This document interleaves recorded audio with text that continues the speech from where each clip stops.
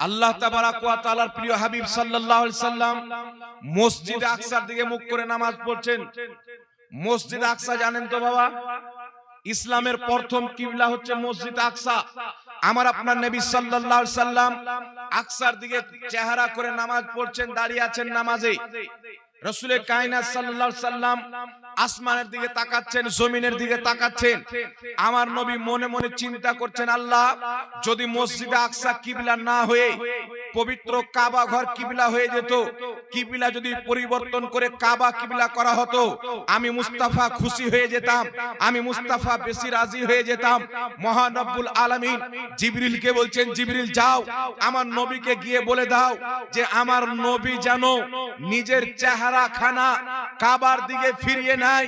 আমার নবী যেটা চাই আমি আল্লাহ সেটাই চাই। আল্লাহ আয়াত দিয়ে পাঠালেন, কাদ নারা তাকাল্লুবা ওয়াজহিকা ফিস সামাই ফালানুওয়াল্লিয়ান্নাকা কিবলাতান তারদাহা। আল্লাহ বলছেন, মাহবুব আমি তোমাকে রাজি করার জন্য, তোমাকে খুশি করার জন্য আমি আল্লাহ কিবলা চেঞ্জ করে দিয়েছি। জোরে বল সুবহানাল্লাহ। নবীকে রাজি করার জন্য আল্লাহ কিবলা চেঞ্জ করে দিয়েছেন। উঠান পবিত্র কুরআন, আল্লাহ পাক বলছেন, ওয়ালা সাউফা ইউতিকা রাব্বুকা ফাতারদা। মাহবুব অতি শীঘ্রই আমি তোমাকে এত দিব, তুমি রাজি হয়ে যাবে। সুবহানাল্লাহ। কিয়ামতের ময়দানে আদম শফিউল্লাহ তাকিয়ে থাকবেন, আল্লাহ যেন রাজি হয়ে যায়। ইব্রাহিম খলিলুল্লাহ তাকিয়ে থাকবেন, আল্লাহ যেন রাজি হয়ে যায়। মুসা কালিমুল্লাহ আল্লাহকে রাজি করতে ব্যস্ত। ঈসা রূহুল্লাহ আল্লাহকে রাজি করতে ব্যস্ত। ইসমাইল যাবিহুল্লাহ আল্লাহকে রাজি করতে ব্যস্ত। কমবেশ 1 লাখ কিংবা 2,24,000 আম্বিয়ায়ে কেরাম আল্লাহকে রাজি করতে ব্যস্ত থাকবেন। মানব জাতি আল্লাহকে রাজি করতে চাইবে, জিন জাতি আল্লাহকে রাজি করতে চাইবে। কিয়ামতের ময়দানে সবাই চাইবে আল্লাহ রাজি হোক, আল্লাহ তাকিয়ে থাকবেন আমার হাবিব মুহাম্মদ রাসূলুল্লাহ রাজি হোক। সুবহানাল্লাহ সুবহানাল্লাহ। সবাই চাচ্ছেন আল্লাহ রাজি হোক, আল্লাহ চাচ্ছেন মুহাম্মদ রাজি হোক। আমার নবী সাজদাতে পড়ে থাকবেন, আল্লাহ পাক বলবেন, হাবিব মাথা তুলো, মাথা তুলো। আমার নবী মাথা তুলছেন না, আল্লাহ বলছেন, হাবিব তুমি নিজের মাথাকে তুলো, তুমি যা চাইবে তোমাকে তাই দেওয়া হবে। রাসূলে কায়নাত বলবে, আল্লাহ ওয়ালা সাউফা ইউতিকা রাব্বুকা ফাতারদা। তুমি দুনিয়াতে আমার সাথে ওয়াদা করেছিলে যে তোমাকে এত দিব, তুমি রাজি হয়ে যাবে। আল্লাহকে শাফাতের চাবি আমাকে দিয়ে দাও, আমি আমার উম্মতের শাফাত করে এক এক করে উম্মতকে যতক্ষণ পর্যন্ত জান্নাত না দিতে পারবো আমি মুস্তাফা রাজি হব না। জোরে বল সুবহানাল্লাহ। আল্লাহ পাক বলবেন, হাবিব তুমি যদি রাজি না হও আমি আল্লাহ কি করে রাজি হব? যাও শাফাত করার চাবি তোমাকে দিয়ে দিলাম, শাফাতের অনুমতি তোমাকে দিয়ে দিলাম, তোমার যাকে ইচ্ছা করে জান্নাতে নিয়ে চলে যাও। এই পৃথিবীর মুসলমান, আল্লাহ তাবারাক ওয়া তাআলা আমার আপনার নবীকে দুটি অপশন দিয়েছিলেন। কয়টি অপশন বাবা? জোরে বলেন। দুটি অপশন দিয়েছিলেন। আল্লাহ জিবরিলকে পাঠালেন, জিবরিল এসে বলছেন, ইয়া রাসূলুল্লাহ ইয়া হাবিবাল্লাহ, আল্লাহ আপনাকে দুটি অপশন দিয়েছেন। এক, আপনি এই অপশনটা গ্রহণ করেন যে আল্লাহ পাক বিনা হিসাব কিতাবে আপনার অর্ধেক উম্মতকে ডাইরেক্ট জান্নাত দিবে। সুবহানাল্লাহ। আল্লাহ বিনা হিসাব কিতাবে আপনার অর্ধেক উম্মতকে ডাইরেক্ট জান্নাত দিয়ে দিবে, একটা অপশন। নচেত আপনি শাফাতকে গ্রহণ করেন। আমার আপনার নবী সাল্লাল্লাহু আলাইহি ওয়াসাল্লাম বলছেন, আমার আপনার নবী সাল্লাল্লাহু আলাইহি ওয়াসাল্লাম বলছেন যে আমি যদি এই অপশনটা নিয়ে নিই যে আমার অর্ধেক উম্মত ডাইরেক্ট জান্নাতে চলে যাবে, তাহলে অর্ধেক উম্মত কি করবে? নবী বলছেন, এই অপশন আমার লাগবে না, আমাকে শাফাত দিয়ে দাও, আমি কিয়ামতের ময়দানে এক এক করে উম্মতের শাফাত করে জান্নাতে নিয়ে যাব। ইবনে মাজাহ শরীফের মধ্যে সহিহ হাদিস, রাসূলে কায়নাত বলছেন, শাফাআতি লিআহলিল কাবাইর মিন উম্মতি। হযরতে আনাস বলছেন, নবী পাক বলেছেন, আমি মুস্তাফা কিয়ামতের ময়দানে আমার উম্মতের বড় বড় পাপীর শাফাত করে আমি নবী জান্নাতে নিয়ে যাব। জোরে বলতে হবে সুবহানাল্লাহ। ताई बिरादर इस्लाम खुदा की रजा चाहते हैं दो आलम, खुदा चाहता है रजाए मोहम्मद। सारा पृथ्वी चाই আল্লাহকে রাজি করব, আমার আল্লাহ চাই মুহাম্মদ রাসূলুল্লাহকে রাজি করব। জোরে বলেন সুবহানাল্লাহ।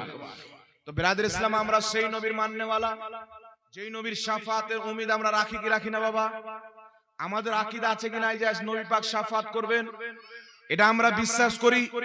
কবরে নবী, হাসরে নবী, পুলসিরাতে নবী, মিজানে নবী, কিয়ামতের ময়দানে রাসূল পাক রাজি, আল্লাহ পাকও রাজি। একটু জোরে বলতে হবে সুবহানাল্লাহ। নবী পাক সাল্লাল্লাহু আলাইহি সাল্লামকে রাজি করতে গেলে আমাদেরকে দুনিয়াতে কিছু করতে হবে, কিছু থেকে বাঁচতে হবে। আল্লাহ পাক বলছেন আমার নবী যেটা তোমাদেরকে দেয় সেটা তোমরা গ্রহণ করে নাও, যেটা থেকে বিরত থাকতে বলেন সেটা থেকে তোমরা বিরত থাকো, দূরে থাকো। এটা কে বলেছেন বাবা? আল্লাহ বলেছেন। আমার নবী যেটা দিচ্ছেন সেটা নাও, যেটা থেকে আমার নবী দূরে সরিয়ে রাখছেন সেটা থেকে দূরে থাকো, লিও না। নবী যেটা বলছেন সেটা করো, নবী যেটা নিষেধ করছেন সেটা থেকে দূরে থাকো। তো আমরা মুসলমান, আমাদেরকে ওটা মানতে হবে, যেটা আমাদের রাসূল দিচ্ছেন সেটা নিতে হবে, যেটা থেকে দূরে থাকতে বলেছেন সেটা থেকে দূরে থাকতে হবে না। কি বলেন বাবা? জোরে বলেন। আল্লাহ মানুষকে সৃষ্টি কেন করেছেন? নবী কেন পাঠিয়েছেন? যে মানব জাতি নবী সাল্লাল্লাহু আলাইহি সাল্লামের সুন্নাতে চলবে, তরিকাতে চলবে। আল্লাহ বলছেন আমার হাবিবের চরিত্র হচ্ছে পৃথিবীতে উত্তম চরিত্র, উত্তম ব্যবহার। যারা রাসূলের চরিত্রকে নিজের ক্যারেক্টার বানিয়ে নিয়েছেন, ব্যবহার বানিয়ে নিয়েছেন। কেউ যদি আব্দুল কাদির ছিল, গাউসে আজম হয়ে গেছে। কেউ যদি খাজা মঈনুদ্দিন ছিল, গরিব নওয়াজ হয়ে গেছে। কেউ আপনার আহমদ রাজা ছিল, নবীর চরিত্রকে নিজের চরিত্র বানিয়ে আলা হযরত হয়েছেন। জোরে বলেন সুবহানাল্লাহ। নবীর চরিত্র এমন চরিত্র যেই ব্যক্তি দুনিয়াতে নবী মুস্তাফার সুন্নাতে চলবে, নবীর চরিত্রকে নিজের চরিত্র বানাতে পারবে, নবী মুস্তাফার আদর্শ মেনে চলবে। আপনার উঠা যদি নবীর মতন হয়ে যায়, আপনার বসা যদি নবীর মতো হয়ে যায়, আপনার ইবাদত যদি নবীর মতো হয়ে যায়, আপনার জিন্দেগি যদি নবীর মতন হয়ে যায়, আল্লাহর কসম খেয়ে বলি যেই ব্যক্তি নিজের জিন্দেগিকে নবীর মতো বানিয়ে নেয়, আল্লাহ তাবারাক ওয়া তাআলা সারা পৃথিবীকে তার পিছনে ঝুঁকিয়ে দেয়। জোরে বলেন সুবহানাল্লাহ। আজ গাউসে আজম বাগদাদ শরীফে তিনার মান্যকারী সারা পৃথিবীতে, খাজা মঈনুদ্দিন চিশতি আজমির শরীফে তিনার মান্যকারী সারা পৃথিবীতে, আজ জুনাইদ বাগদাদি বাগদাদে তিনার মান্যকারী পৃথিবীতে, আজ ইমামে আজম আবু হানিফার মাজার ইরাকের মাটিতে তিনার মাননেওয়ালা সারা পৃথিবীর মাটিতে। তো যেই ব্যক্তি নবী মুস্তাফার হয়ে যাবে ওই ব্যক্তির কিয়ামত পর্যন্ত মোহাব্বত আল্লাহ দুনিয়াতে বাকি রেখে দিবে। জোরে বলেন সুবহানাল্লাহ। কিন্তু বিরাদর ইসলাম, দুঃখের কথা হচ্ছে আমরা মুসলমান আমাদের নবীর চরিত্র আমাদের সন্তানকে শিখাই না, আমাদের নবীর ব্যবহার আমাদের সন্তানকে শিখাই না। আজ আমরা যদি দাড়ি ছাড়ি তো নবীর সুন্নাত মনে করে ছাড়ি না, বিরাট কোহলির সুন্নাত মনে করে ছাড়ি। কি বলেন? কিছু নওজওয়ান যুবক ছেলে আছে দেখবেন এমন ভাবে দাড়ি কেটেছেন, কিছুদিন হঠাৎ করে দেখতে পাওয়া যাচ্ছে যত যুবক দেখে 100% এর মধ্যে 70% যুবক দাড়ি ছেড়েছে। এইভাবে দাঁড়িয়েছে, এটা একটু লম্বা করে দিয়েছে। তো আমরা আলিমরা চিন্তা করছিলাম যে যুবকদেরকে হয়তো আল্লাহ হেদায়েত দিয়েছে। একটা চায়ের দোকানে গল্প করছে আপনাদের কালিয়া চোখে, যে আজকালকার যুবকরা মাশাআল্লাহ দাঁড়িয়ে আরে ছোটই করে হোক ছেড়েছে, তো আস্তে আস্তে বড় হবে। তো একটা লোক বলছে হুজুর এই দাঁড়িয়ে আপনাদের বক্তব্য দেখে ছাড়িনি, কি দেখে ছেড়েছে? বলছে বিরাট কোহলির ছক্কা দেখে ছেড়েছে। এরকম দাড়িওয়ালা আছে না নাই না ভাই? জোরে বলেন। বুখারী শরীফের প্রথম হাদিস, ইন্নামাল আমালু বিন্নিয়াত, আপনার আমলের ফল হচ্ছে আপনার নিয়তের উপরে। আপনি আপনার দাড়ি যদি নবীর সুন্নাত মোতাবেক ছাড়েন, নবীর সুন্নাত মনে করে ছাড়েন, আপনার দাড়ি ছাড়া ইবাদত হয়ে যাবে। আর যদি কোনো হিরোর নকল করে, কোনো ক্রিকেটারের নকল করে দাড়ি ছাড়েন, আপনার দাড়ি রাখা বেকার হবে, কোনো নেকি পাওয়া যাবে। এই দাড়ি ছাড়েন নবীর সুন্নাত মনে করে, নিজের আদর্শকে নবীর মতন বানান। আমরাকে আল্লাহ দুনিয়াতে পাঠিয়েছেন, কোরআন দিয়েছেন, হাদিস দিয়েছেন, ইজমা দিয়েছেন, কিয়াস দিয়েছেন। আমরা যদি বুঝতে না পারি, তাই আল্লাহ যুগে যুগে নবী পাঠিয়েছেন, আর সর্বশ্রেষ্ঠ নবী আমাদেরকে দিয়েছেন, যেই নবীর আগমনে কুল কায়নাত আল্লাহ খুশি করে দিয়েছেন। জোরে বলুন সুবহানাল্লাহ। আমাদেরকে সেই নবী দিয়েছে, সেই নবীর চরিত্র আমরা মানি না, নবীর সুন্নাতে আমল করি না। আর নবীর সুন্নাতে আমল তো করি না, আমরা নবীর সুন্নাতের অপমান করি। এইরকম আছে জানেন? এরকম মুসলমান আছে। এখন যদি কোনো মুসলিম নবী মুস্তাফার শানে তাওহীন করে, আমরা বেরিয়ে যাব লাঠি নিয়ে, আমরা বেরিয়ে যাব ঝান্ডা নিয়ে, প্রতিবাদ করতে বেরিয়ে যাব। এটা আমাদের ইমানি দায়িত্ব, বের হতে হবে। নবীর জন্য জীবন লাগলে দিতে হবে। সাহাবা রাসূলের জন্য জীবন দিয়েছেন, সাহাবা ইকরাম নবীর মহব্বতে কুরবানি দিয়েছেন, এই জন্য নবীর জন্য দিতে হবে। তবে যখন আমরা নিজেই নবীর সুন্নাতকে দাফন করি, নবীর সুন্নাতের মাজাক বানিয়ে নিই, তখন আমাদের সাজা হওয়া উচিত। আছে না নাই বাবা? কোন মুসলিম যদি নবীকে অপমান করে, তো তার সাজা আমরা চাইবো। আর মুসলমান যদি নবীর সুন্নাতকে দাফন করে, এটার সাজা হওয়ার প্রয়োজন আছে না নাই?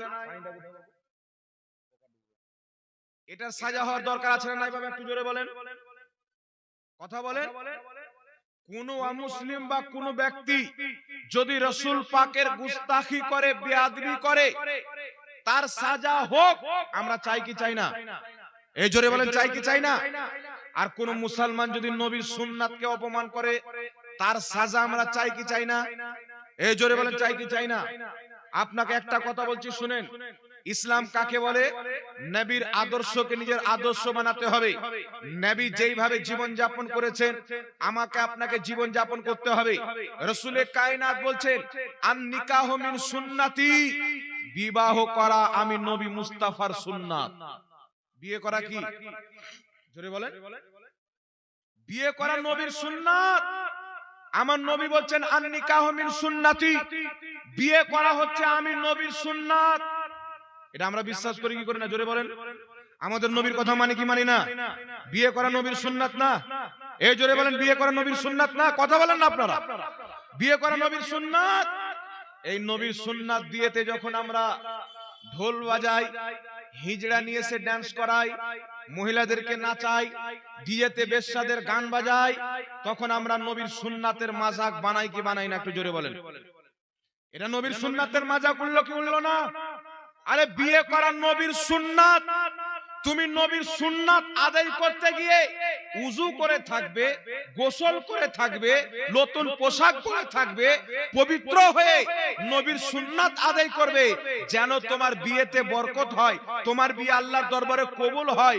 কিন্তু আমাদের মুসলমান কত আপনার নিকৃষ্ট হয়ে গেছি, আমাদের সমাজ কত খারাপ হয়ে গেছে, আমাদের ঈমান কত দুর্বল হয়ে গেছে, যে আমরা নবীর সুন্নাতে উযু না করে মেয়েদেরকে নাচাচ্ছি।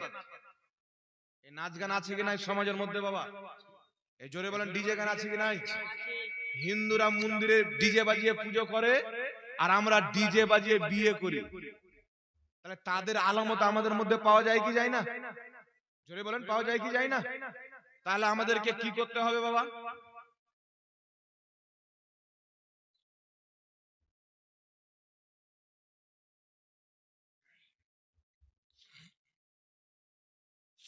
রাসূল পাক সাল্লাল্লাহু আলাইহি সাল্লামের সুন্নাতের ইজ্জত যদি আমরা নিজেই না করি, তাহলে আমাদের নবীর প্রতি, নবীর ইজ্জতের প্রতি আক্রমণ অমুসলিমরা করবে কি করবে না বাবা? মুসলমান যখন নবীর সুন্নাতকে মিটাবার চেষ্টা করবে, অমুসলিম বাড়ি থেকে বেরিয়ে পড়বে, মুহাম্মদ সাল্লাল্লাহু আলাইহি সাল্লামের চরিত্রকে মিটিয়ে দাও, মুহাম্মদ সাল্লাল্লাহু আলাইহি সাল্লামের অপমান করো। এখন বিয়ে করা হচ্ছে নবীর সুন্নাত। কেউ মন্দিরে আপনার হিন্দু ভাইরা পূজা করেন, পূজাতে তারা গান বাজনা বাজায়, আর আমরা মুসলমান যেই ধর্মে গান বাজনা হারাম, আমরা মা বোনদের বিয়েতে গান বাজাই। তাহলে তাদের কিছু চরিত্র আমাদের মধ্যে আছে না নাই বাবা? এ বলেন, এসে না আসেনি? তাহলে সমাজের মধ্যে নবীর সুন্নাত আদায় করতে গিয়ে যারা গান বাজনা বাজাচ্ছে, ডিজে বাজাচ্ছে, এই সমস্ত জিনিস বন্ধ হওয়া দরকার আছে না নাই? কখন বন্ধ করবেন? কিয়ামত হওয়ার পর, কবরে যাওয়ার পর। কখন বন্ধ করতে হবে? আজকে বন্ধ করতে হবে। আজ লে উনকি পানাহ, আজ মদদ মাंग उनसे, कल ना मानेंगे कयामत को अगर मान गया। আজকে মানতে হবে, আজকে শুধরে যেতে হবে। আজ নবী মুস্তাফার সুন্নাত মানতে হবে, আজ নবীর কাছে সাহায্য চাইতে হবে। কিয়ামতের ময়দানে যদি মানেন হবে না, এখান থেকে মেনে যেতে হবে। রাসূল পাক বলছেন দুনিয়া হচ্ছে আখিরাতের বাজার, তুমি দুনিয়াতে যা করবে আখিরাতে তা পাবে। না কি বলেন বাবা?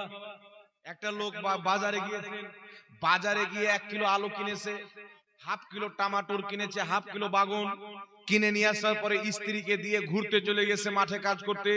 দুপুরে এসে বলছেন খাবার দাও, খাবার দিচ্ছে তো বাগুন আপনার টমেটোর আলু যেটি সে নিয়ে এসে সে রান্না করে দিয়েছে, তো নিজের বউটাকে পিটছে। স্ত্রীকে বলছে এই মাংস কোথায়? আচ্ছা বলেন তো বাবা, বাজারে যেটা কিনবে বাড়িতে সেটাই না রান্নবে? তার স্ত্রী বলছে বাদর তুই কিনলি আলু, তুই কিনলি টমেটো, তুই কিনলি বাগুন, তো আমি মাছ কোথায় পাবো, গোশ কোথায় পাবো? তুমি যেটা বাজার করবে সেটাই তো আমি রান্না করব। তো এই দুনিয়াতে যদি আমরা গুনাহ করে কবরে যাই তাহলে জাহান্নামই তো ঠিকানা হবে, জান্নাত পাওয়া যাবে? তো দুনিয়া আখিরাতের বাজার। নবী মুস্তাফার উদাহরণ দেখেন, এই দুনিয়াতে আপনি যা করবেন আখিরাতে তা পাবেন। এই দুনিয়াতে নেকির কাজ করেন, গুনাহ থেকে বাঁচেন, আল্লাহ জাহান্নাম থেকে আপনাকে বাঁচাবে। আপনি নিজেকে গুনাহ থেকে বাঁচান, আপনাকে আল্লাহ জাহান্নাম থেকে বাঁচাবে। জোরে বলেন না সুবহানাল্লাহ। সমাজের ভিতর থেকে গান বাজনা উঠানোর প্রয়োজন আছে না নাই? ওই একটু জোরে বলেন আছে না নাই? এই একটা কথা কান খুলে শুনেন, যেই বাড়িতে বিয়ে হচ্ছে, ছেলের হোক আর মেয়ের হোক, ডিজে নিয়ে এসে গান বাজার জন্য গান বাজাচ্ছে, ডান্স করাচ্ছে মহিলাদেরকে। এখন তো লজ্জা শরম মানুষ বেঁচে খেয়ে নিয়েছে, বাজারে লজ্জা শরম বিক্রি করে চলে এসেছে। আলু কিনতে গিয়ে মানুষ টাকা দেয়, আমাদের সমাজের লোক আলু কিনতে গিয়ে ইজ্জত দিয়ে চলে এসেছে। বাপের সামনে বেটি ডান্স করছে, বাপ বাধা দিচ্ছে না, দাঁড়িয়ে দেখছে, লজ্জা শরম নাই। মা দেখছে, বাধা দিচ্ছে না, লজ্জা শরম নাই। ঈমান কত দুর্বল হয়ে গেছে, আমাদের হায়া মিটে বেহায়া হতে চলেছে সমাজ। তাই বেরাদর ইসলাম, এখন আমাদেরকে জাগতে হবে।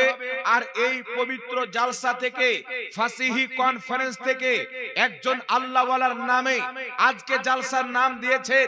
নেকির কাজ করলে আল্লাহওয়ালা হয়ে যায়, গুনহার কাজ করলে আল্লাহওয়ালা হওয়া যায় না। তার কারণে আমাদের সমাজ থেকে হারাম কাজকে দূরে করতে হবে কি হবে না? এই জোরে বলেন হবে কি হবে না? আপনারা চান কি চান না বিয়েতে গান বাজনা বন্ধ হোক? চান কি চান না ডান্স বন্ধ হোক? চান কি চান না ছেলেদেরকে ডান্স করানো যাবে, মেয়েদেরকে ডান্স করানো যাবে? এটা মুসলিমদের কালচার না ইহুদিদের কালচার? খ্রিস্টানদের কালচার, ইহুদিদের কালচার। নবী পাক বলছেন মান তাশাব্বাহা বিকওমিন ফাহুয়া মিনহুম, যে কওমের নকল করে সে তাদের মধ্যেই পড়ে। আপনি যদি ইহুদির মতন করেন, আপনি ইহুদির মধ্যেই পড়বেন। কথা বুঝতে পারছেন তো? মুসলিমদের কালচার আমাদের কাছে কেন আসবে? আমার নবীকে মেয়ের বিয়ে দেননি, জোরে বলেন। সাহাবা ছেলেদের বিয়ে দেননি। আমার নবীর জামানায় বিয়ে হয়েছেন, গান বাজনা ছিল। এই জোরে বলেন গান বাজনা ছিল? আমার নবীর জামানায় বিয়ে হয়েছে, ডান্স হয়েছে, আনন্দ করেন শরীয়ত অনুযায়ী, কিন্তু গান বাজনা করা যাবে না, বন্ধ করতে হবে। তাই আমি আপনাকে বলছি আজকে ফাসিহি কনফারেন্স থেকে একটা মেসেজ নিয়ে যান, আর এয়ারপোর্টে আপনাকে আমল করতে হবে। জালসা করার পর যদি কিছু নিতে না পারেন, সমাজে যদি পরিবর্তন না আসে, আপনার জালসা করা বেকার হয়ে যাবে। হায়দ্রাবাদি বিরিয়ানি নাম শুনেছেন? একজন ব্যক্তি বাড়িতে হায়দ্রাবাদি বিরিয়ানি বানাচ্ছে, হুজুর দাওয়াত থাকলো, হুজুর এসেছেন দাওয়াত খেতে, মৌলভী সাহেব। তো হায়দ্রাবাদি বিরিয়ানি একবারে খাসির মাংসর বড় বড় পিস, কিন্তু বিরিয়ানি তো খাতারনাক হয়েছে, কিন্তু লবণ টোটালি দেয়নি। বলেন তো বিরিয়ানিটা কেমন মজা হবে? টেস্ট লাগবে?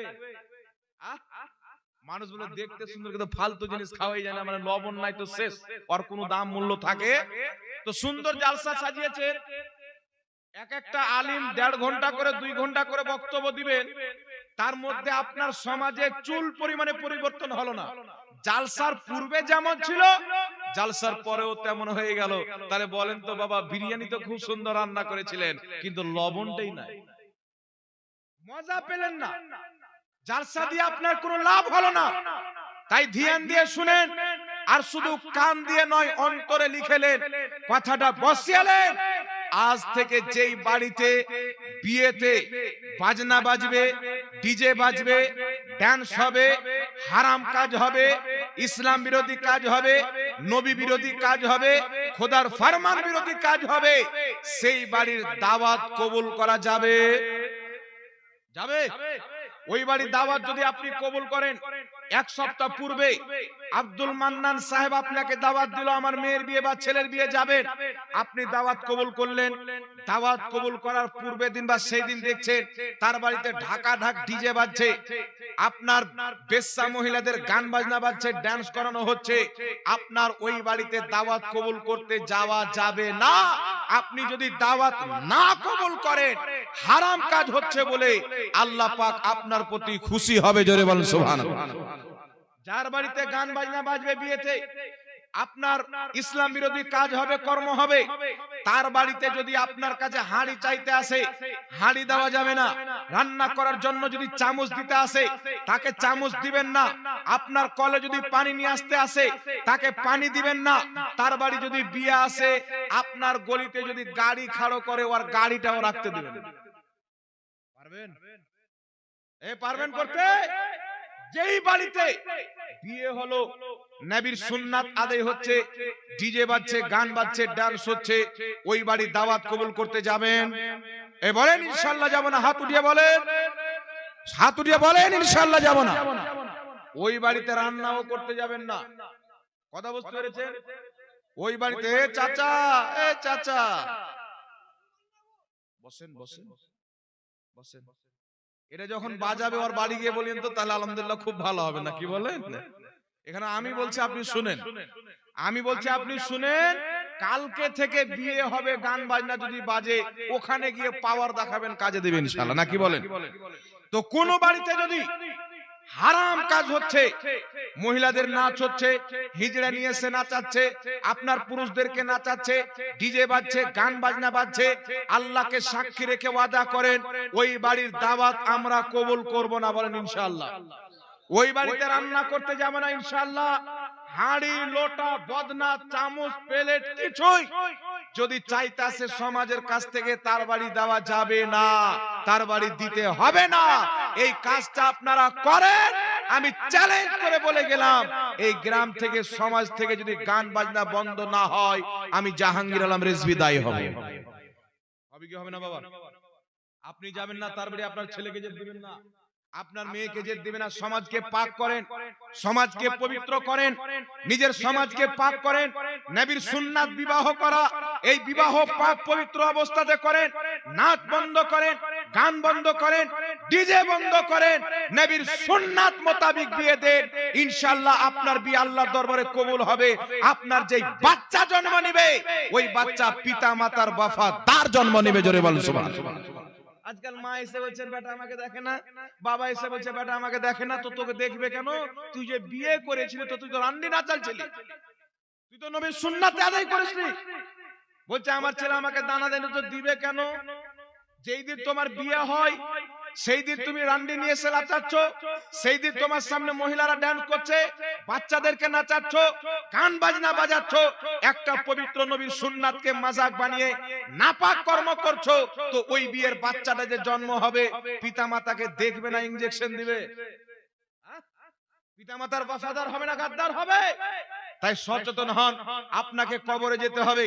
আপনার বাপ চলে গেছেন, আপনার নানা চলে গেছেন, আপনার পূর্বপুরুষ চলে গেছেন, আপনাকে আমাকে কবরে যেতে হবে।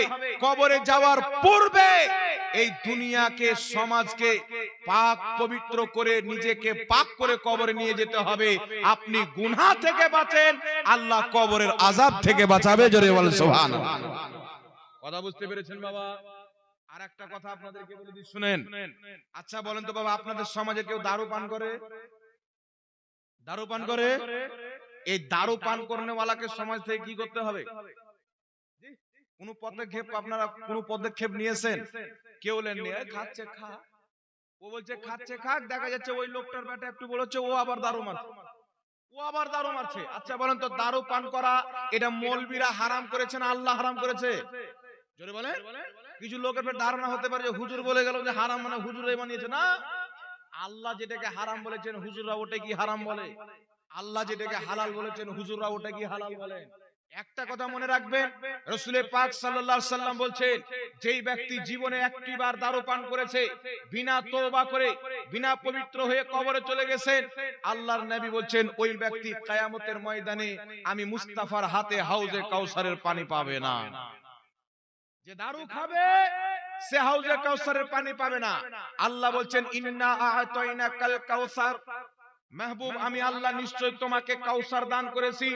কিয়ামতের ময়দানে নবীর উম্মত যখন মাথার উপরে সূর্য হবে, মাথার মগজ পিঘলে কানের ফুটো দিয়ে বেরিয়ে পড়বে, কলিজা ফেটে যাবে, পিপাসায় জবানটা শুকিয়ে চুরমাচার হয়ে যাবে, এমনি অবস্থায় নবী মুস্তাফা ওই হাউজে কাউসারের জান্নাতের পানি নিজের উম্মতকে পান করাবে। যেই হাউজে কাউসারের পানি দুধ চাইতে বেশি সাদা, মধু চাইতে বেশি মিষ্টি, যেই ব্যক্তি একবার পান করে নিবে কিয়ামতে দ্বিতীয়বার তাকে পিপাসা লাগবে না। একটু জোরে বলতে হবে সুবহানাল্লাহ। যেই ব্যক্তি দারু পান করবে, রাসূল পাক বলছেন সেই ব্যক্তি আমার হাতে হাউজে কাউসারের পানি পাবে না। ছটফট ছটফট করবে কিন্তু বাবা পানি পাবে না। একটা কথা আপনাকে বলি, শুনেন, একটু ধ্যান দিয়ে শুনবেন। একজন আল্লাহর বান্দা 500 বছর নামাজ পড়েছেন। কত বছর? আগেকার মানুষ বেশি জীবন পেত কি পেত না? অন্যান্য নবীর জামানার 500 বছর পর্যন্ত আল্লাহ বয়স দিয়েছেন। লোকটা যখন মারা গেছেন, আল্লাহ বলছেন ফেরেশতা আমার এই বান্দাকে জান্নাতে নিয়ে যাও। ওই ব্যক্তি জান্নাতে যাচ্ছেন খুশি খুশি, মনে মনে বলছেন আল্লাহ আমি 500 বছর তোমার যে ইবাদত করেছি ওই ইবাদতের কারণে তুমি আমাকে জান্নাত দিচ্ছ। খুব হাসছে যে এত আমি ইবাদত করেছি যে আমার ইবাদতের কারণে জান্নাতে যাচ্ছে। আল্লাহ বলছে জাহান্নাম ঘোরা। ফেরেশতা বলছে রাস্তা চেঞ্জ করো, জাহান্নামের দিকে চলো। ওকে যখন নিয়ে যাচ্ছে, জাহান্নাম হাজারো মিল দূরে আছে বাবা, হাজারো হাজারো মিল দূরে। দূর থেকে এত পিপাসা লাগছে, পানির জন্য ছটপট ছটপট করছে। কি রকম ছটপটি? আমরা যখন রোজা রাখি দেখবেন রমজান মাসে আসরের নামাজ পড়ার পর আমাদের দিকে নদী আছে, আমরা ঘুরতে যাই, আপনাদের দিকে নদী আছে, যেখানে যাবেন বা কলের গলাতে যাবেন, উজু করতে যাবেন, তো আপনার ইচ্ছা করবে সমুদ্রের পাশে দিয়ে যদি যান, ওই টাইমে এমন পিপাসা লাগে বাবা, মনে হয় রোজা যদি না থাকতাম পুরো সমুদ্রের পানি পান করে নিতাম। হয় কি হয় না? তো জাহান্নামের তাপ এর চাইতেও ভয়ানক। এত পিপাসিত হয়েছে, আল্লাহর সামনে পানি রেখেছেন, পানি নেওয়ার জন্য ছটপট ছটপট করছে। আল্লাহ বলছে বান্দা পানি তো দিব, বদলা তো আমাকে কি দিবি? বান্দা বলছে আল্লাহ আমার 500 বছরের ইবাদত, যে ইবাদতের মধ্যে কোনো রিয়াকারি নাই, নিয়তে কোনো ভেজাল নাই, কোনো ত্রুটি নাই, যেই 500 বছর ইবাদত আমি খালিস দিলে তোমার জন্য করেছি, ওই 500 বছরের ইবাদত তুমি নিয়ে নাও, কিন্তু আল্লাহ আমাকে একটু পানি দিয়ে দাও। আল্লাহ তাকে পানি দিলেন। পানি পান করার পর আরেক কদম আগে গিয়েছেন, আবার পিপাসা লেগেছেন, আল্লাহকে বলছেন আল্লাহ পানি দাও। আল্লাহ বলছেন তোমার 500 বছর ইবাদত ছিল, যার বদলাতে তোমাকে পানি দিয়েছি, ইবাদত খতম, এখন তোমাকে চোখ দিয়েছি, এই চোখের বদলা কি দিবে? তোমাকে জবান দিয়েছি, জবানের বদলা কি দিবে? তোমাকে দেহ দিয়েছি, দেহর বদলা কি দিবে? ওই বান্দা সিজদায় পড়ে গেল, সিজদায় পড়ে কান্না করে বলল খোদা তুমি কাউকে ইবাদতের কারণে জান্নাত দাও না, তোমার দয়াতে জান্নাত দাও। জোরে বলুন সুবহানাল্লাহ। তোমার দয়াতে জান্নাত দাও। তো কিয়ামতের ময়দানে এমন পিপাসিত হবে, মাথার মগজ শুকিয়ে যাবে, জবান শুকিয়ে যাবে, নিজের ঘামে নিজে হাবুডুবু করবেন, এক ফোঁটা পানির জন্য হাউদাও করবেন। ওই টাইমে যদি কোনো ব্যক্তিকে আল্লাহ উহুদ পাহাড়ের সমান সোনা দান করত, সেই সোনা দিয়ে যদি এক গ্লাস পানি পাওয়া যেত, ওই ব্যক্তি পুরো পাহাড় সমতুল্য সোনা দিয়েও এক গ্লাস পানি হাসিল করত। এত পিপাসা লাগবে। আল্লাহ নবী সবাইকে হাউজে কাউসারের পানি পান করাবে। যেই ব্যক্তি মদ পান করে তাকে আল্লাহ হাউজে কাউসারের পানি পান করাবে না। জোরে বলেন সুবহানাল্লাহ। জীবজন্তু পশু পাখির পেশাব আর মদ হনে কি তফাৎ বাবা? একটা কুকুর যদি পেশাব করে, এক গ্লাস কুকুরের পেশাব নিয়ে গিয়ে যে মদ পান করে ওকে দেন যে ধর খা, পান কর, বলে পেশাব পান করা যায়। তো তুমি যে দারু পান করছো তো কুকুরের পেশাব চাইতো না পাক, ওটা কেমন করে পান করে নাও? লজ্জা শরম নাই মুসলমান? নিজের নাম আব্দুর রহমান, আব্দুল গাফফার, আমি নবীকে মানি, আমি আল্লাহকে মানি, আমি মুসলমান, আর তুমি দারু পান করছো, তোমার লজ্জা থাকা দূর। দরকার। তার কারণে মুসলমান যেই ব্যক্তি সমাজে দারু পান করবে ওই ব্যক্তির দুনিয়াতে শাস্তি হচ্ছে ওকে একটা শাস্তি দিতে হবে। গ্রামের মানুষ বসে তার এক সাইডের চুলকে কেটে চুন কালি লাগিয়ে ফাটা পুরানা জুতোর একটা মালা দিয়ে তার গলাতে দিবেন আর ভাঙা ভ্যানে চাপিয়ে আপনাদের পুরো থানাতে ঘোরাবেন। এই সাজা আপনাকে দিতে হবে। এটা যদি আইন আপনি গ্রাম থেকে পাস করতে পারেন, দারু পান করা বন্ধ হবে কি হবে না? এই জোরে বলেন, দরকার আছে কি নাই? দরকার আছে না? জোরে বলেন। আর আপনি দারু খারকেও নিয়ে চলবেন সমাজে, নামাজিকে নিয়ে সমাজে চলবেন, এটা হবে না। তাই সমাজের মণ্ডলকে পদক্ষেপ নিতে হবে, সমাজের লোককে পদক্ষেপ নিতে হবে, সমাজের মানুষকে পদক্ষেপ নিতে হবে। দারুকেও বন্ধ করতে হবে, বিয়ের গান বাজনাকেও বন্ধ করতে হবে। জোরে বলেন সুবহানাল্লাহ। দরকার আছে না নাই বাবা? এই জোরে বলেন, দরকার আছে না নাই? দরকার আছে। এক জায়গাতে গেলাম বাবা, একটা চিঠি আজকে মনে হয় কে লিখে দিয়েছেন, একটা চিঠি লিখে দিয়েছেন, হুজুর সুদখোরের ব্যাপারে একটু অবশ্যই কিছু বলবেন। আর পাঞ্জেরের সুদখোর বসে আছে, মানে জালসার যে সভাপতি বানিয়ে রেখেছে সহ সভাপতি, ওই সহ সভাপতি হচ্ছে টাটকা সুদখোর, সুদের টাকাতে 3 বার হজ করেছে বাবা। আর চিঠি দিয়েছে যে সুদখোরের ব্যাপারে কিছু বল। এইভাবে আমি চিঠিটা যখন খুলেছি, পাশে আরেকজন কমিটির লোক আছে, আমার আগে ও পড়ে নিচে, বাঙালি লোক, বুঝতে পারছেন, আমার যাতে বাংলা বেশি জানে। আমাকে বলছে, হুজুর এই বিষয়ে কিছু বলিয়েন না। এই কেন বলবো না? এইদিকে কানটা করেন, কান করে বলছে আপনার পাশে যে বসে আছে এ সুদের টাকার 3 বার হাজি। কিসের টাকা? সুদের টাকার 3 বার হাজি। যেই ব্যক্তি হারাম টাকা ইনকাম করে হজ করতে যায়, যখন ডাক দেয় লাব্বাইক আল্লাহুম্মা লাব্বাইক লা শারিকা লাকা লাব্বাইক, আমার আল্লাহ সবারই ডাকের সাড়া দেয়। সুদখোর, হারামখোর, হারাম টাকা নিয়ে যে হজ করতে যায় তার ডাকে আমার আল্লাহ চেহারা ফিরিয়ে নেয়, নিজের রহমতকে ফিরিয়ে নেয়, আল্লাহ সাড়া দেয় না। জোরে বলেন সুবহানাল্লাহ। সুদখোর কত ভয়ানক! রাসূল পাক বলেন, যদি কোনো ব্যক্তি সুদের 1 পয়সা খায়, সেই ব্যক্তি যেন কাবা ঘরের সামনে আপন মায়ের সাথে 72 বার কুকর্ম লিপ্ত হল। এই রকম গুনাহ হচ্ছে সুদ খাওয়া। আর মুসলমান সমাজে সুদখোর, মুসলমানের মধ্যে দারুখোর, মুসলমানের মধ্যে আপনার কুকর্মে লিপ্ত জুয়াখোর। আচ্ছা বলেন বাবা, যেই ব্যক্তি সুদ খায় এত বড় পাপী, আপনি যদি সুদখোরের বাড়ি নিজের মেয়ের বিয়ে দেন, তো আপনার মেয়ে ওই হারাম টাকা খাবে কি খাবে না? এই জোরে বলেন। এই জন্য পরিকৃত মাসলা যদি দেখেন, জাহাঙ্গীর মুফতি যদি সুদ খায়, সুদ ছাড়া অন্য তার ইনকাম নাই, সে যদি নিজের সন্তানের জন্য আপনার মেয়ের হাত চাইতে যায়, আপনার মেয়ের সাথে বিবাহ দেওয়ার জন্য যায়, আপনি জানছেন সুদ খাওয়া কিছুই খায় না, ওর বাড়ি মেয়ের বিয়েও দেওয়া যাবে না। দিয়েন না ওর বাড়ি মেয়ের বিয়ে। যদি সেই ব্যক্তি সুদ খায়, তার বাড়ি মেয়ের বিয়ে দিয়েন না। অনুষ্ঠান হয়েছে, সুদ ছাড়া কোনো ইনকাম নাই, আপনি জানছেন যা অনুষ্ঠানে রান্না করেছে সব সুদের টাকা, ওর বাড়ি দাওয়াত খেতে যান না।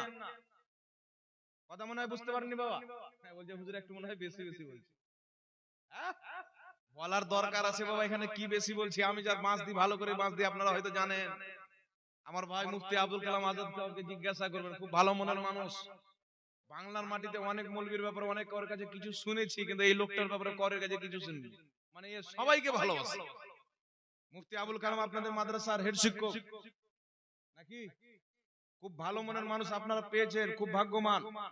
আলহামদুলিল্লাহ, ভালো আলিম, ভালো মানুষ, আমার কলিজার বন্ধু, আমার ভাই। আমি খুব অন্তর থেকে ভালোবাসি। তা আমি আশপাশে জালসা আসলে এদিক ওদিক না গিয়ে সুজা ভাইয়ের কাছে চলে আসি, ইনার মাদ্রাসা, বুঝতে পারছেন?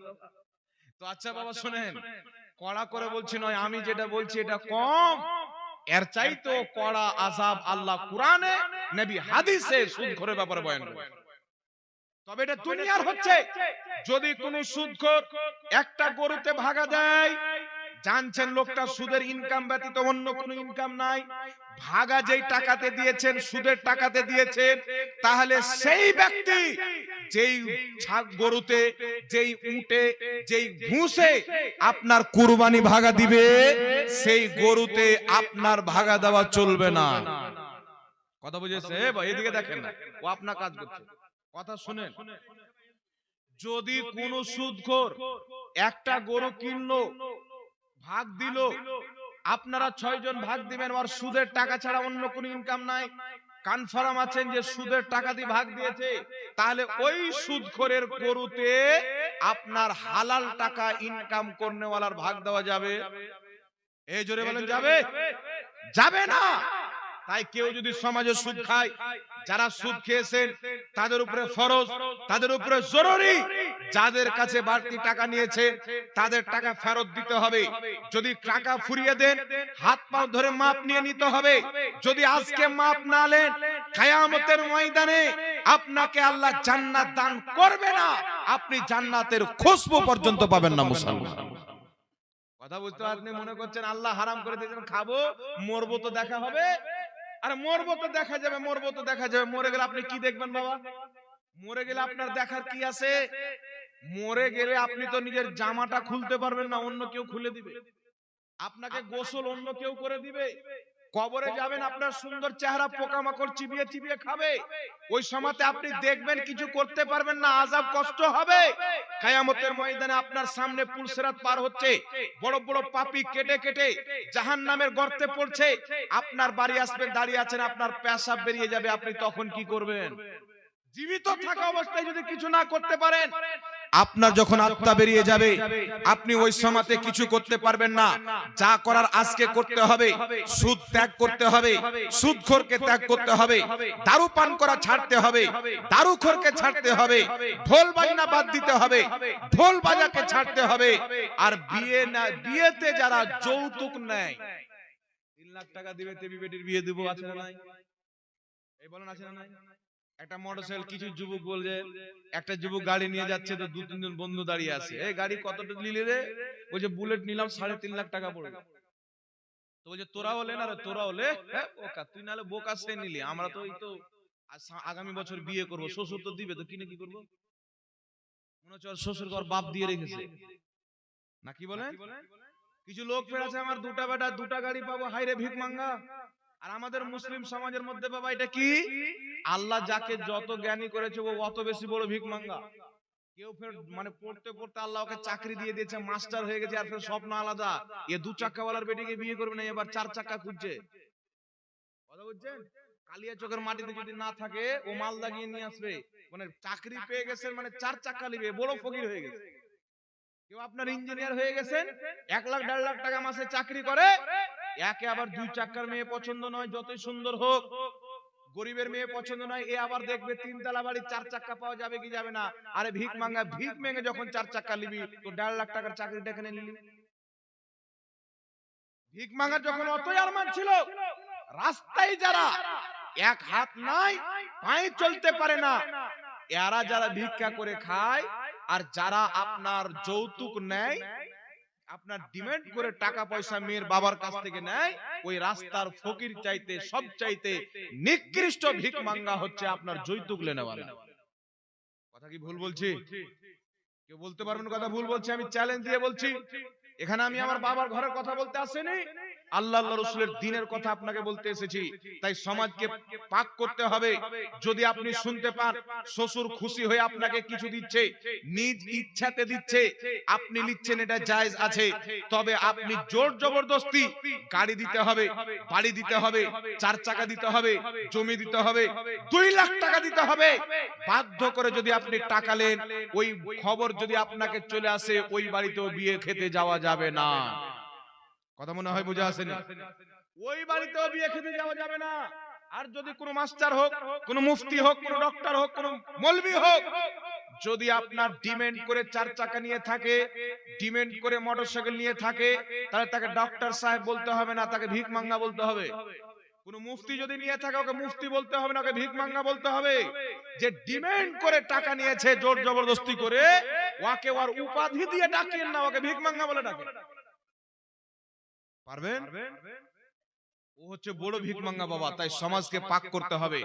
আমরা আমাদের ছেলে মেয়ের বিয়ে দেব, কোন ডিমান্ড করব? এ বলেন আমাদের নবী করেছেন? জোরে বলেন। আমার নবী মা ফাতেমার বিয়ে দিয়েছেন কি দেননি? বড় বড় ইঞ্জিনিয়ার, বড় বড় লাখপতি, বড় বড় আরবপতি আমার আপনার নবীর মেয়ে ফাতেমা তো জাহরার হাত নিতে এসেছেন, বিবাহ করার জন্য এসেছেন, কিন্তু আমার আপনার নবী কাউকে দেননি। হযরতে আলীর সাথে নিজের মেয়ের বিয়ে দিয়েছেন।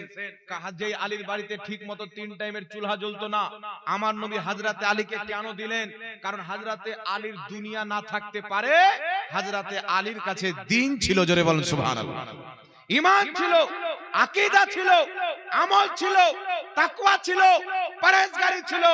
আমার নবী রাজা মহারাজাকে না দিয়ে হযরতে আলীকে দিয়ে পৃথিবীকে জানিয়ে দিয়েছে, তোমার মেয়ের বিয়ে বিল্ডিং দেখে নয়, তোমার মেয়ের বিয়ে জমিদার দেখে নয়, তুমি তোমার মেয়ের বিয়ে দাও, তুমি তোমার ছেলের বিয়ে দাও দ্বীনদার দেখে, ধার্মিক দেখে। জোরে বল সুবহানাল্লাহ। এখন আমরা মেয়ে দেখতে গেলে বলি তোমার বাপ কি কাম করে, তোমার বাপের ক বিঘা জমি আছে, এটা কেউ জিজ্ঞাসা করে না। নামাজ পড়ো কিনা, কোরআন শরীফ পড়তে জানো কি জানো না, তিলাওয়াত করতে জানো কি জানো না, পর্দা করে চলে কি চলে না, এটা গ্রামের লোককে জিজ্ঞাসা করবে না। যদি বড় লোকের বেটি থাকে, পড়োশির লোক যদি বলে মেয়েটার ব্যবহার খারাপ, ব্যবহার খারাপ হলে কি হলো, ওর বাপের টাকা আছে যে, কোনো সমস্যা নাই। কিন্তু আমাদের উচিত ছিল বাবা, টিভি দিবে কি দিবে না, ফ্রিজ দিবে কি দিবে না, গাড়ি দিবে কি দিবে না, এটা না জিজ্ঞাসা করে আমরা দেখতাম যে মেয়েটার চরিত্র কেমন, মেয়েটার ব্যবহার কেমন, মেয়েটা মা ফাতেমার মতো পর্দা করে কি করে না, নামাজ পড়ে কি পড়ে না, মেয়েটা ইসলামিক ধার্মিক হয়ে চলে কি চলে না, বেপর্দা তো নয়।